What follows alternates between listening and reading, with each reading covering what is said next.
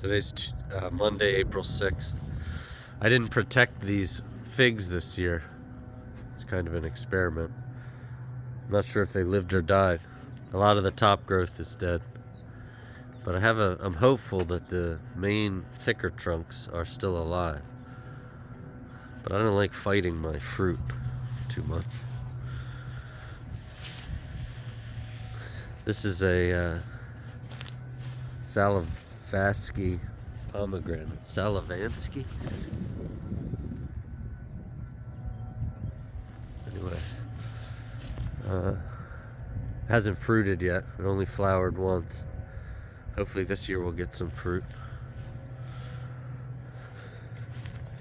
It's my little elderberry patch here. This bed's a disgrace. But there's some, as you can see, elderberries coming up.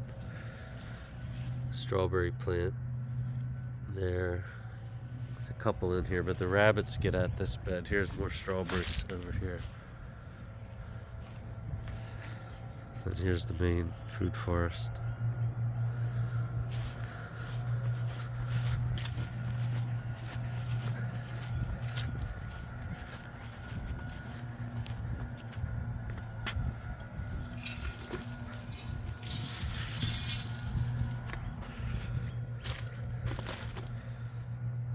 Columbine's coming back. This bed here's some Egyptian walking onions that come back. And then I put these little fences up to stop the rabbits. It's the only way to get my seedlings up. So I have little peas coming up around the border of this. Nothing planted in the middle just yet. You can see some of the peas coming up right there. Standing under one of the first trees we put in, which is a Shapova pear. This is the one tree I'm letting grow to its natural height. It's a beautiful tree. Last year we got our first pears, which grew on the end of this, one of the upper branches. So hopefully, and this is about a 7-year-old tree, hopefully we'll get a ton of pears this year. It's cool. There's our little cold frame. I have obviously a lot of weeds, but there's some spinach growing down there. These I think are mustard greens. There's some lettuce over there, and then at the far end is some kale growing. And then this will be where I harden off all my other vegetables. Put a little cilantro bed. I planted this yesterday under the Shapova. This is a Hachia persimmon. Gave us maybe 10 fruit last year. This is a fruit bud right here, compared to that, which is a leaf node. It's like a ball, like a fig. Honeyberry. I have several of these. You can see the flowers on it. Not a ton of flowers, actually, although they might have fallen. Here's a grapevine. There's a service berry that's flowering. And then this is a apricot that grew from the rootstock when the graft died. And so now I'm using it to graft other varieties onto. 2 years ago, I put these branches on. These are from our best peach tree. So they're actually fruiting this year. Not a lot, but some. 2 jujubes here. I'm not pruning these either. These things are 15 feet tall, maybe. Another honeyberry. Legumi berry behind it. Another honeyberry here. These are boysenberries. And then this is a persimmon. The bottom branches I grafted and it fruited. I grafted them 2 years ago. It fruited last year. And then this year I just grafted all the top branches again. So that's exciting. Persimmons, I guess, are easy to graft. I haven't had as much luck grafting my like peaches, plums, nectarines, things like that. Here's a big Nanking cherry. These bushes get huge. This is probably a 5-year-old bush. This is a male hardy kiwi. And then my weak raspberry patch. One, because it didn't have a lot of sun last year, but I pruned back those hazels. They're hazelnuts. The squirrels eat all them no matter what I do, so I pruned them back so that the more sun hits the raspberries. But also, rabbits are eating all of these things. You can see their little stumps, which is annoying. So about half my raspberry stalks got eaten like that. But fortunately, there's more in different areas like this that are starting to pop up. It's another one over there next to the jujube tree. This vine here is a black raspberry, and then this is a Honeycrisp apple that I grafted a bunch of other varieties onto, and all my grafts have taken, which is cool. So I guess I did something right the day I grafted this tree.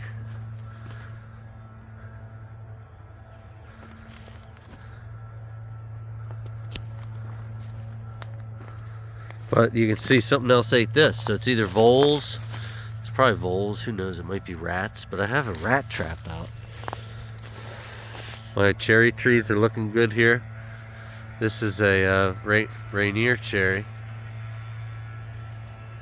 It's just starting to flower today. And then this is a Lappin's cherry. Over the winter I took this holly tree up pretty high. It's probably 10 feet up now, and that opened up some sun for this bed I put in. This has like different broadleaf greens and lettuces. Here's a couple of raspberries that made it over here. They're just growing, volunteering. This is another serviceberry, an Autumn Brilliance serviceberry. These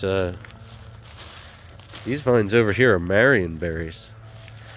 I learned from another YouTuber that you gotta let these vines overwinter with some leaf mulch over them, and that worked. So all the ones you see here are alive.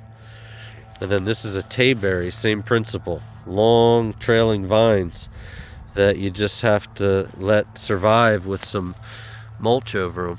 I'm in zone 6B, 7A, kind of on the border. And they're so good, these berries. Marionberries and tayberries, both amazing. So I have these like green beds, like I said. Here's some seeds coming up there. A couple more right over there. The problem is the leaves keep blowing over it, so every day or two I have to come in here and... That's hard to see. Take the leaves out. Here's another bed. The rabbit fencing. This jostaberry's doing great. Lots of flowers. Lots of little fruits forming. It's a cool bush. It's as tall as me, taller, 7 feet. Here's some different raspberries. But you can see half the raspberries got lopped off from something. But this will be a nice summer crop and fall crop. The new ones will be fall crop. It's one of our pawpaws. Every one of the balls you see is a pawpaw flower. So it's got lots of flowers on it. It's goomyberry flowering. Got another pawpaw seedling in there. These are more marionberries. Then I have the marionberries up on this trellis here. And then there's peas on both sides of this trellis. Peas going all the way up this fence on the ground. And then here's another bed. The two beds, there's one behind that I didn't build yet. Over there that will have all my peppers and tomatoes.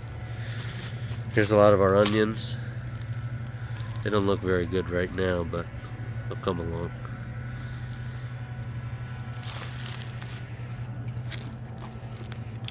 This is another pawpaw that the graft originally died, so it grew from the rootstock, and now I've grafted a bunch of different varieties onto it here. This is probably 8 feet tall now. I won't trim these pawpaws for height either. These trees will go as tall as they want to get. Another honeyberry. There's a black currant. Behind it is a nectarine on the right and a Santa Rosa plum here. This is a Flavor King Pluot. Red currant. Then in this bed I put some cilantro seeds yesterday. Grapevine. 2 different gooseberries right there. That gooseberry is 8 feet tall. And then this is a peach that grew from the rootstock when the graft died. And so now I have a bunch of peach grafts all over this thing. Let's see how that works.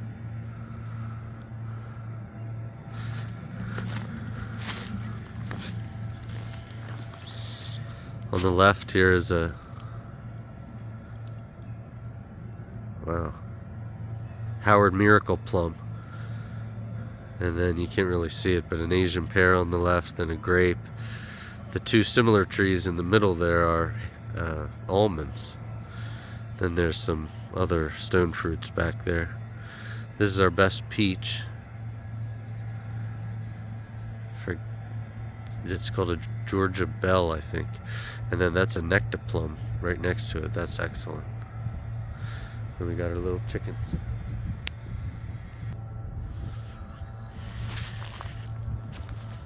This is a Bartlett pear. It's a pretty cool tree, the way I've trained the branches.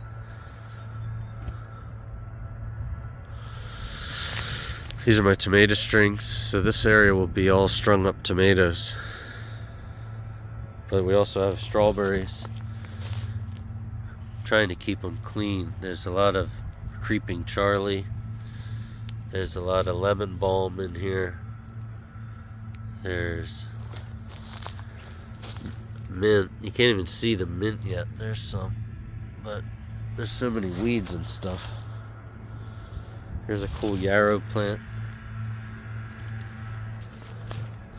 Over here is our Asian pear, Shinseki, but it's basically a biennial, although this year it gave us like 10 of those flower things, so we'll get some off it this year, but fruit's so heavy that it's a biennial. Then we have volunteer elderberry basically coming up everywhere, so that's an invasive, if you didn't already know that. Birds will eat them and then spread the seeds all over the place. Here's another bed with some onion starts, shallots. They could be bunching onions. I seeded those 3 different kinds. Here's some leeks or bunching onions that overwintered from last year with no protection. And then all the other onion grass looking stuff is garlic chives that I spread seeds each year. And you can see garlic chives are basically a ground cover in here. But they're so good. They're delicious.